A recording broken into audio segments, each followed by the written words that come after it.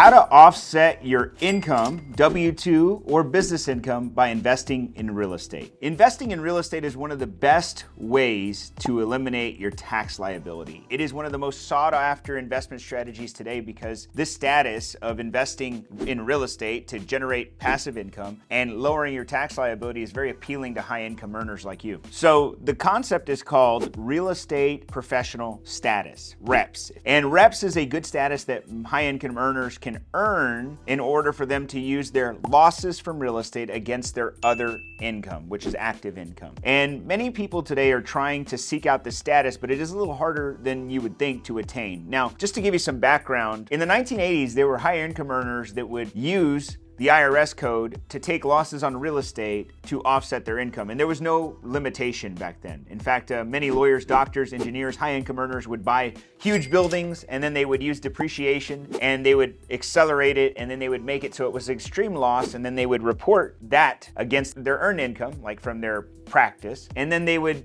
have a loss. In fact, they would probably pay $0 in taxes. And so the IRS caught on to these tax loopholes and said, hey, we can't allow that to happen. The only time this should happen moving forward, in 1986, they said, hey, if you want to do this, you have to be a registered or a real estate professional. And they created a status.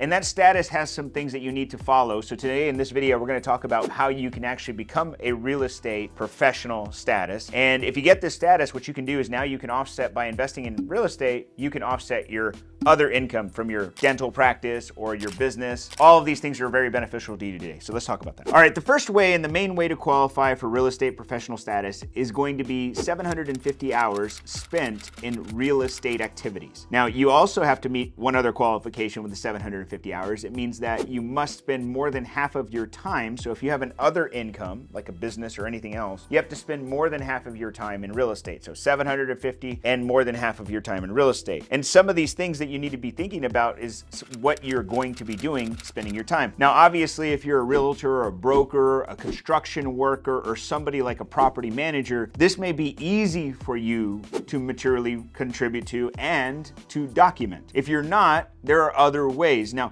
this doesn't disqualify you, but one of the most common ways to do this is typically a spouse, let's say somebody in the household who is not working traditionally in a business. So this is actually one of the biggest loopholes where, let's say my wife, for an example, she is a real estate professional designated today because we have rental properties that she manages, the day-to-day activities, taking of payments, the maintenance, the cleaning. She participates in these activities, and over the course of the year, she spends over 750 hours. Some of the activities that qualify are acquiring property, screening tenants, cleaning, repairs, maintenance, collecting of rents. These are just some of the ways that you would qualify for hours spent. Now, you're probably wondering, how do I document this? Very simple. Create a log with the hours, the activity, and time spent that you can show the IRS in the event that you were audited that this is what you were doing to accumulate those 750 hours. Second strategy, literally to become a real estate professional. This would mean getting your real estate license or your broker's license and participate in real estate activities every single day, as well as managing your own real estate transactions. So you would want to own maybe one or two properties. You would want to manage these properties. In addition to that, also be a licensed realtor in the state that you reside in. And this would be a very good shortcut to accumulating the 750 hours. A third strategy would be to use the short-term rental strategy. Now, if you have a short-term rental, such as an Airbnb, vacation rental, or just a rental in general that you lease by the day, you can actually qualify as a real estate professional if you rent this property out on average less than 7 days per stay. So this is important to understand. And the way you do that, just to qualify this, is you get the number of days that your property is rented by a year, and then you divide it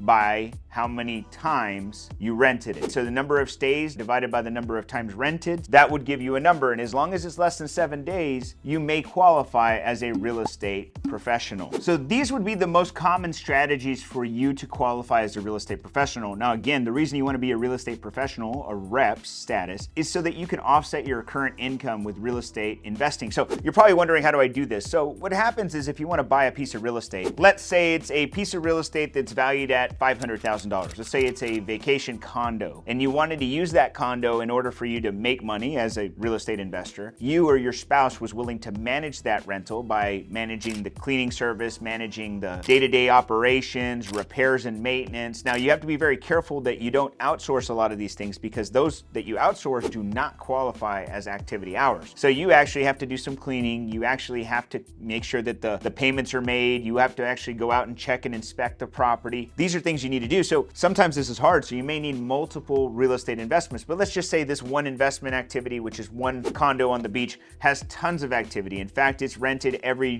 day, every weekend, and you're using this average stay formula of less than 7 days, and you're monitoring and managing this thing. You want to make sure that you document all the time, but you want to also make sure that this qualifies. So if it does qualify based on the guidelines that we talked about in this video, then what you would do is at the end of the year, when we file your tax return, we would look at this property and we would do something called a cost segregation. And a cost segregation would allow us to accelerate the depreciation of this asset, which is your condo. Now, interesting thing is that most of the time you would take depreciation over the course of time. The IRS allows for a condominium to be depreciated over 27.5 years. So if you're talking about 27.5 years, and let's just say after subtracting land value, it's $500,000, you get $500,000 divided by the 27.5, you'll get $18,200, a little close to that. And so then you'll use this every year for the next 27.5 years. However, you can accelerate that by using something called cost segregation. And that would allow you to take between 20 and maybe 35% of the initial investment in year one. So for an example, I would use that $500,000 and I would multiply it times 30%. Let's just use that as an example. Depending on the study would tell us this, but I'm just gonna use 30%. So 3 times 5,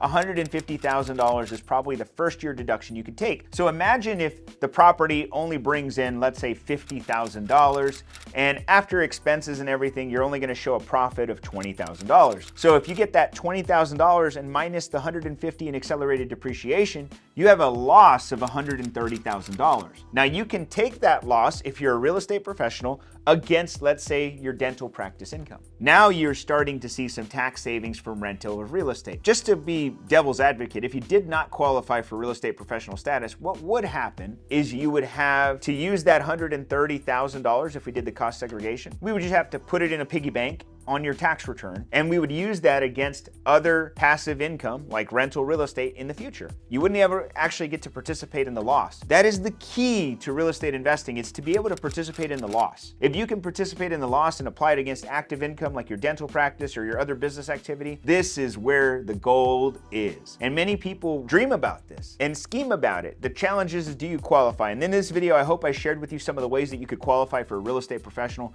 And if you do qualify, this is a gold situation for you. And I hope that you continue to push this way and buy more properties, become more involved in your real estate holdings, so that one day you can live off of the passive activity, never pay taxes again, and build your own economy. So if you like this video and you want more of this, please click the like button down there and let me know so I can make more content about real estate investing for you.